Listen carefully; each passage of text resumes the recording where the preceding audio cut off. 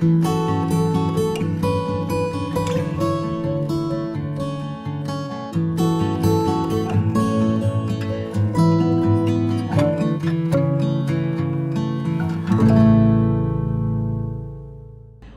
이제 멘토링을 경험을 해보신 분들, 네, 그리고 또 관심 있으신 분들을 바탕으로 그동안 멘토링에 관련된 이야기들을 서로 이제 편하게 이야기를 나누는 자리라고 생각을 해주시면 되겠습니다. 그래서 멘토링을 하면서 좀 어려웠던 고민들이나 아니면은 이거는 내가 개인적으로 가지고 있던 꿀팁인데 좀 공유하고 싶다 하는 부분들을 진행을 하면 좋겠습니다. 네, 커피챗의 순서는 이렇게 진행이 됩니다. 그 올포 멘토가 이제 무엇인지, 저희가 어떤 일을 하는지를 말씀드리도록 하겠습니다. 먼저 멘토링이라는 말을 어떻게 생각하시는지 굉장히 궁금해요.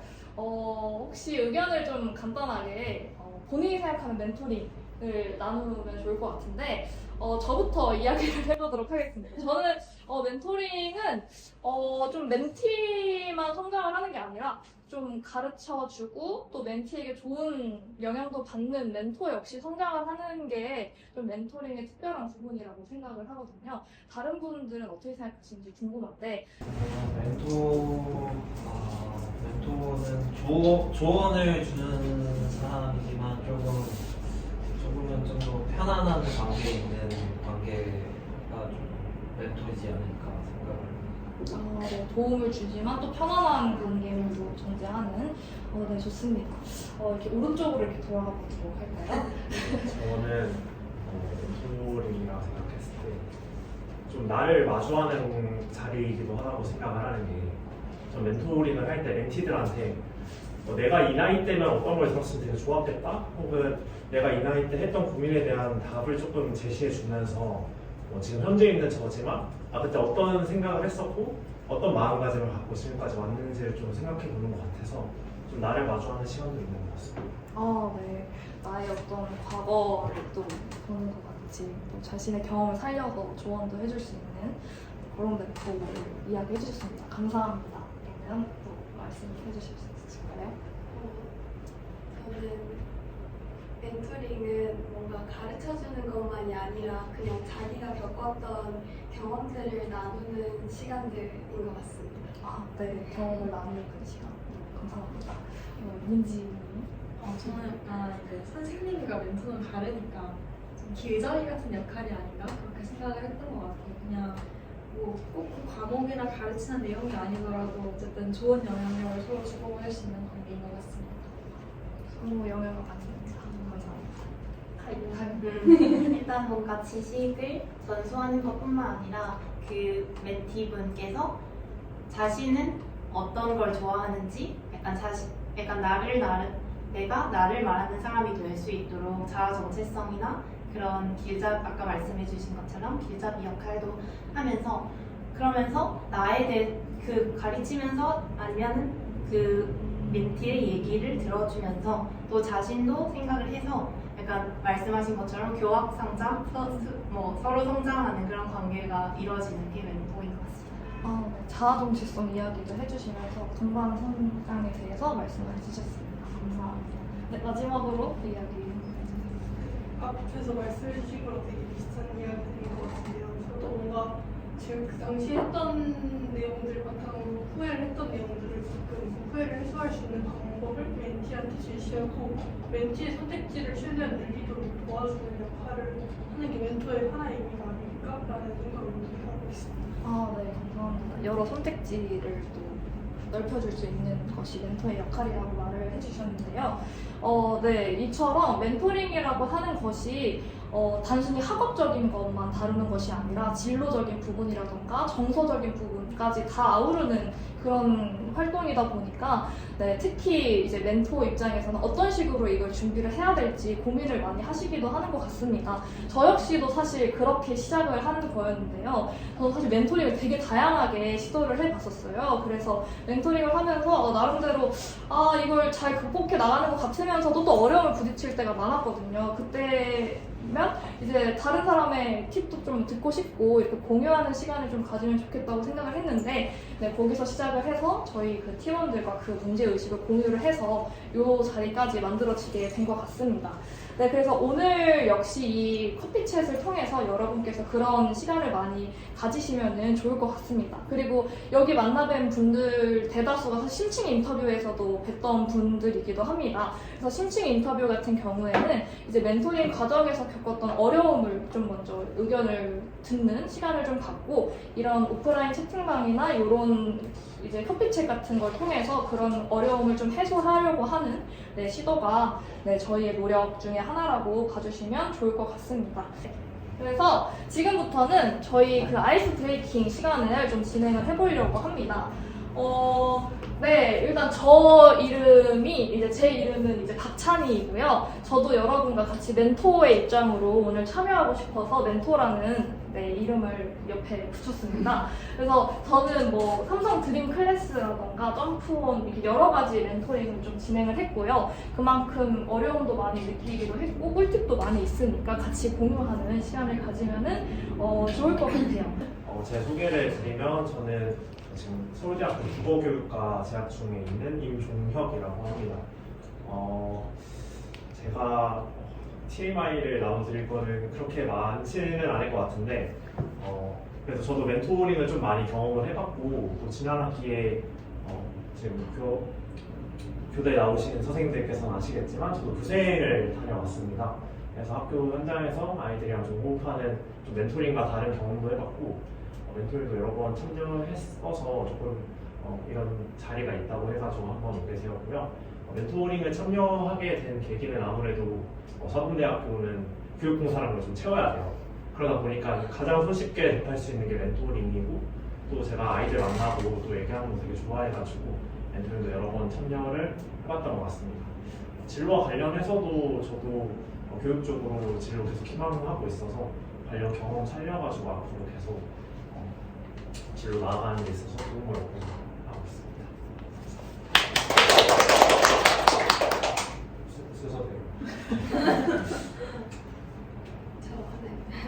안녕하세요. 저는 유아세대학교 행정학과 2학년에 재학 중인 박혜인이라고 합니다.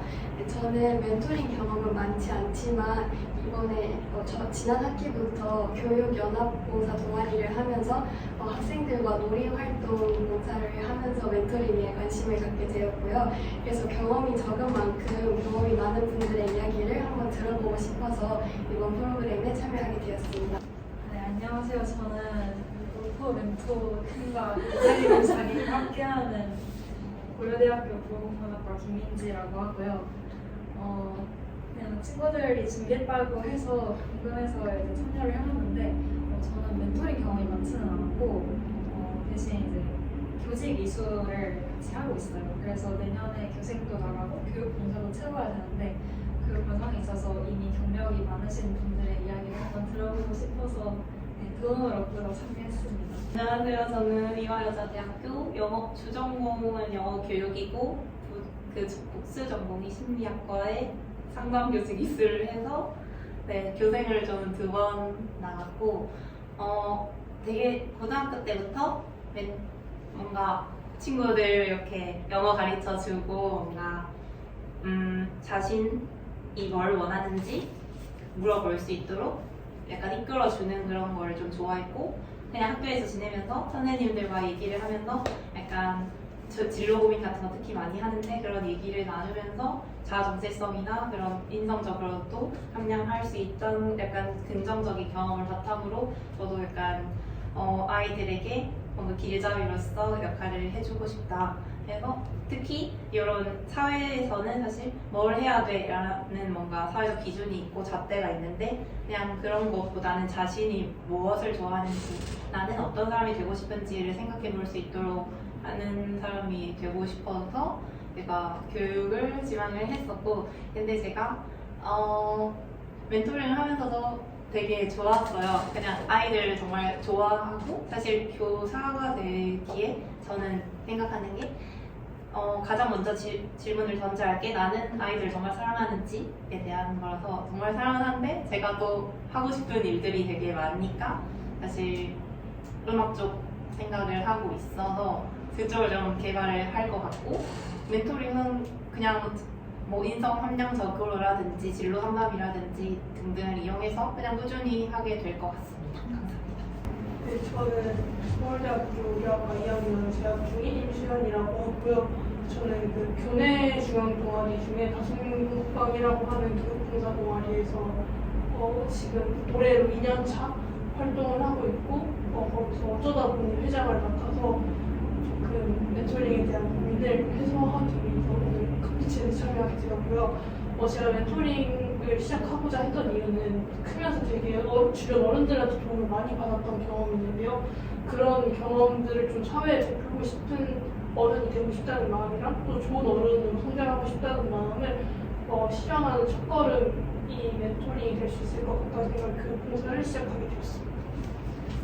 네, 여러분들의 자기소개를 들으니까 뭔가 전공이 꼭 이렇게 교육 계열이 아니더라도 또 교육 문제에 또 굉장히 관심이 많으신 분이 있는 거를 확인할 수 있었습니다. 그래서 다양한 전공이 있는 만큼 또 다채로운 어떤 경험의 이야기들이 나올 수 있을 것 같아서 많이 기대가 됩니다.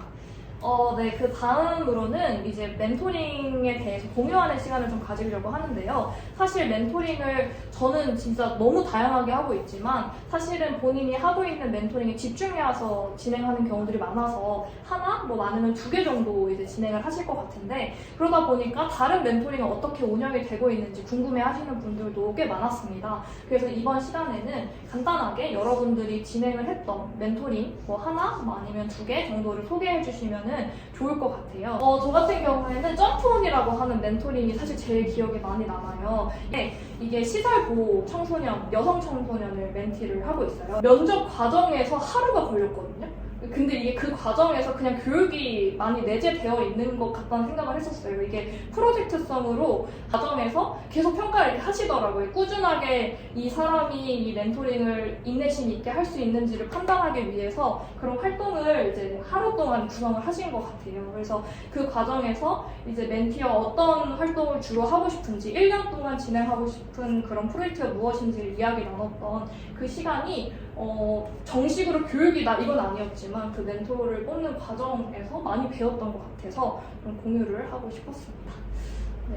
알겠습니다. 저는 가치에드라는 하나은행이랑 그루터기 가치에드 그 재단에서 하는 프로그램이 있는데요. 거기에는 저기 써 있는 것처럼 멘토 교류회라는 게 있는데, 처음에 딱 그 멘토링을 시작을 하면은 조를 짜줘서 그 멘토들하고 같이 1년 동안 쭉 가게 만들어줍니다. 그래서 멘티랑 1대1로 교육을 하긴 하지만 그런 같이 하는 사람들이 있어서 멘토 교류회 때 뭐 멘티에게 쓰는 편지 해서 다 같이 영상 편지를 만들어서 보여주기도 했었고, 뭐 같이 팀 부모 만들기, 뭐 고민 나누기 이런 것들이 있어서 조금 외롭지 않게 할 수 있었던 멘토링 같아서 네, 여러분들께 추천드리고 싶습니다. 제가 진행했던 멘토링 중에 일단 대부분은 다 학습 지원 멘토링이 많았어가지고 그런 건 많이 경험해 보셨을 것 같은데, 저도 진행한 멘토링 중에 드림캠프라고 해서 드림 컨설턴트라는 재단에서 진행하는 멘토링 활동이 있습니다. 그 활동은 학습 지원이라기보다는 교육 소외 지역 같은 데를 가서 그 학교 학생이나 농어촌 재단 같은 데서 2박 3일 정도 합숙을 하면서 멘티들과 좀 나를 찾아가는 여행이라는 컨셉으로 해서 멘티들이 갖고 있는 고민이 뭔지, 내가 진정으로 좋아하는 게 뭔지라고 그런 식으로 나누는 시간을 가졌는데, 2박 3일의 단기성의 멘토링이긴 했는데 그래도 교육적인 측면에서 말씀해 주셨던 학습 외의 활동으로 멘토링을 진행했던 게 조금 인상이 깊어서 그 이야기 공유드리고 싶었습니다. 네, 감사합니다. 질문이 있는데 그러면은 그 멘토링 일정 같은 거나 프로젝트는 멘토가 뭔가 구상을 하는 거예요? 근데 그 멘토링의 약간 단점이라고 할 수 있는 부분은 그 재단에서 제공해 주는 멘토링 활동표가 다 있습니다. 그래서 멘토들은 정기적으로 방학 한 달에서 한 달 반 정도 매주 회의를 거쳐서 그 활동을 멘토들이 익히고 직접 멘티들한테 가서 체험을 하는 거라서 좀 멘토가 자유롭게 무언가를 추가하거나 그런 건 조금 힘들지만 멘티들과 교류하면서 개인적인 얘기를 나눌 수 있는 시간이 많아서 그런 부분이 있습니다. 네. 이게 항상 그 좀 어려운 것 같아요. 이게 너무 짜여지면 멘토의 자율성이 없다 보니까 너무 거기에 파묻혀지게 되는 것 같고 또 너무 없으면 자율성이 너무 많다 보니까 모든 걸 다 멘토가 해야 되는 어려움이 늘 있는 것 같아서 그 중간 지점이 어디일지 항상 네, 고민을 하게 되는 것 같습니다. 그리고 저는 그 학교 봉사 동아리에서 진행을 하는 방학회 전용으로 진행하는 그 봉사가 있었는데요. 나눔 교실이라고 하는 프로그램인데 약 한 달 하고 일주일 정도 진행을 하는 프로그램인데요. 마지막 일주일에만 그 드림 캠프처럼 말씀해 주신 것처럼 교육소의 지역에 가서 그 숙박 형식으로 아침 9시부터 오후 5시까지 아이들이 원래 정규 시간표에 따라서 수업 활동을 진행하게 되는데요. 그 과정까지의 한 달을 그때 일주일 동안 사용할 교재를 멘토들이 다 만들어서 가서 멘토링을 진행하는 방식인데요. 그래서 아까 드림 캠프랑 말씀해 주셨던 거랑 다르게 좀 멘토들에게 되게 자율성이 많이 주어지는 것 같다는 생각이 들었어요. 그걸 통해서 조금 지속적으로 활용할 수 있게 어떤 그 과목별로 공부 방법이라든지 진로라든지 생기부 같은 부분을 어떻게 분석하고 정리할 수 있을지에 대한 내용을 나눠주는 거였는데요. 그 한 달이라는 시간 동안 교재를 만들고 조금 리허설도 진행하고 그리고 또 중심해야 될 내용까지 숙지를 하게 되는 게 어떻게 보면 한 달 자체가 또 오리엔테이션 기간이 아니었나라는 생각이 들기도 하는 것 같습니다. 거의 한 달 동안 교재를 만드신 거라서 애정도 되게 많이 들 것 같고 그것을 지금 하시는 교육봉사로도 좀 활용도 하시고 그러시는 편인가요? 네, 그래서 그 교재가 사실 그때는 고등학생들 위한 거고 저는 초등학교, 중학교 대상을 하고 있어서 사실 좀 바로 적용하기는 어렵다고 생각이 드는데요. 그래도 그 동아리 그 방학에만 활용하던 그 멘토링 자체가 되게 오랜 시간 이어졌던 거라서 행정적인 안정감이 있어서 그 부분을 지금 하고 있는 멘토링에 적용해보려고 노력하는 것 같습니다. 네, 감사합니다. 그러면 혹시 다른 분들께서는 요 관련된 이야기 혹시 나눠주실 수?